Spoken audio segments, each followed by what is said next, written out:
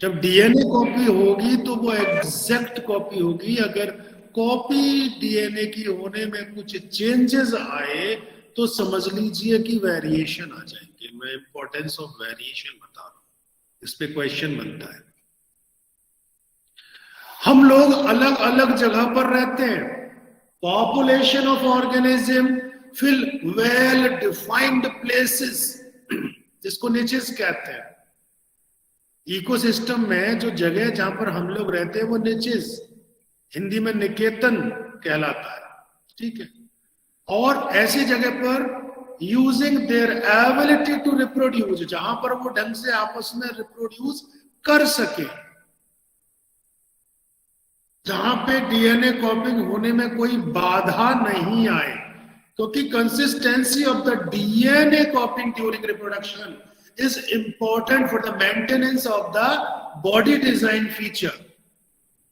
अगर body design को बनाए रखना है तो कंसिस्टेंसी ऑफ डीएनए कॉपिंग होना बहुत जरूरी है प्रॉपरली, ठीक है, उस पर्टिकुलर निचेस में रहने के लिए। तो रिप्रोडक्शन को हम इसलिए जोड़ देते stability of population of species, यानी रिप्रोडक्शन लिंक्ड है कि जिस जगह पर वो जगह पर जहां रह रहा है उस जगह के अकॉर्डिंगली, हर जगह पर रिप्रोडक्शन संभव नहीं होता है, ठीक है। तो रिप्रोडक्शन से ही स्टेबिलिटी ऑफ स्पीसीज आती है, और स्पीसीज एक जगह पर रहती है वो स्टेबल रहेगी। अब हुआ क्या, कभी कभी प्रॉब्लम्स हो जाती है निचेस पे, यानी घरों पे जहां पर वो रह रहे हैं, ठीक है। ये निचेस कैन बी चेंज्ड। क्यों बदल जाते हैं? Reason beyond it, a number of reasons are there, क्योंकि the reasons are beyond the population of that individual which is belonging to the particular niches, तो beyond the control of population। Niches का बदलाव होना, हमारे रहने की जगह का बदलाव होना हमारे कंट्रोल में बिल्कुल भी नहीं है। अब कहो कैसे नहीं है? अरे भाई, नेचुरल डिजास्टर आ जाए तो निचेस चेंज हो सकते हैं कि नहीं हो सकते? यस और नो? टेम्परेचर और on earth will go rise और फॉल डाउन। तो जब राइज होगा तो ऑप्टिमम टेम्परेचर वाले वहां पर नहीं रह पाएंगे, उन्हें वहां से अपने आप को शिफ्ट करना पड़ेगा। बात समझ रहे हो नहीं समझ रहे हो? वाटर लेवल कैन वेरी, पानी की कम और ज्यादा मात्रा के हिसाब से उनको वहां से जाना पड़ता है।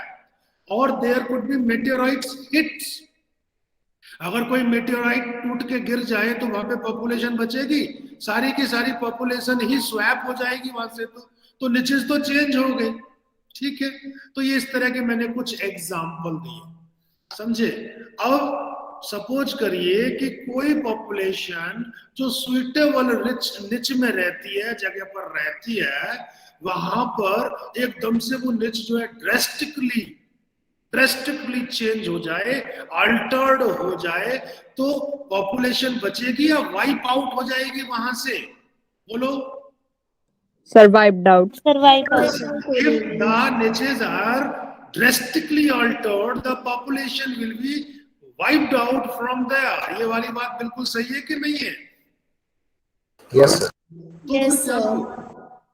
अब मैं आपको एक छोटा सा सुंदर सा एग्जाम्पल दे रहा हूं। सपोज करिए एक निचेस है बैक्टीरिया का, कहीं पर बैक्टीरिया रहते हैं, ठीक है। क्योंकि जिनमें वेरिएशन आ जाती है वो बच जाते हैं, वेरिएशन वाले ही बचेंगे, बाकी और भी कोई नहीं बचेगा, ये ध्यान रखना। अभी भी कुछ बच्चे ज्वाइन कर रहे हैं, कोई बात नहीं है, कर लीजिए। मैं नाम देख रहा हूं, अभी किसी बच्चे ने ज्वाइन किया है, तो मैंने अभी बच्चों बताया, जिसने ज्वाइन किया है वो सुन ले। If there is a change, there is a alteration in the niches, then drastically alteration in the niches, then the population belonging to that niches will be wiped out. But some species will survive. Why? Because they can adapt themselves according to the environment, क्योंकि उनमें थोड़ी सी variation आ चुकी थी। Suppose करिए एक pond में bacteria रहते हैं और बैक्टीरिया बड़े आनंद से रह रहे हैं, अचानक उस पॉन्ड का पानी का टेम्परेचर बढ़ने लगता है। जब टेम्परेचर बढ़ने लगता है, पहले थोड़ा सा बढ़ा, बैक्टीरिया ने सोचा क्या चक्कर है भाई, ये टेम्परेचर काहे बढ़ रहा है। उन्होंने अपने आप को बदलना शुरू किया। बाकी के बैक्टीरिया बोले ओए तू बदल रहे, हम नहीं बदल रहे, थोड़ी गर्माई आ गई है ना, ग्लोबल वार्मिंग बढ़ गई, टेम्परेचर और बढ़ गया। जब टेम्परेचर और बढ़ गया तो जिन बैक्टीरिया ने अपने आप को मॉडिफाई किया था, जिन्होंने अपने अंदर वेरिएशन लाए थे, वो वाले बैक्टीरिया तो सरवाइव कर जाएंगे, और जो नहीं ला पाए थे वो बैक्टीरिया सरवाइव करेंगे या मर जाएंगे? भैया ये सबसे बड़ी रीजन है कि वेरिएशन का इंपॉर्टेंस क्या है। If there were a population of bacteria living in a temperate water, and if the water temperature were to be increased by the global warming, तो क्या होगा? Most of these bacteria would die. इनमें से maximum bacteria मर जाएंगे, but the few variants resistant to heat would survive and grow further. इससे सिद्ध होता है variation thus useful for the survival of species over time. अगर हमें वेरिएशन है तो देखो, आज वातावरण बहुत ठंडा है, मौसम बहुत ठंडा है।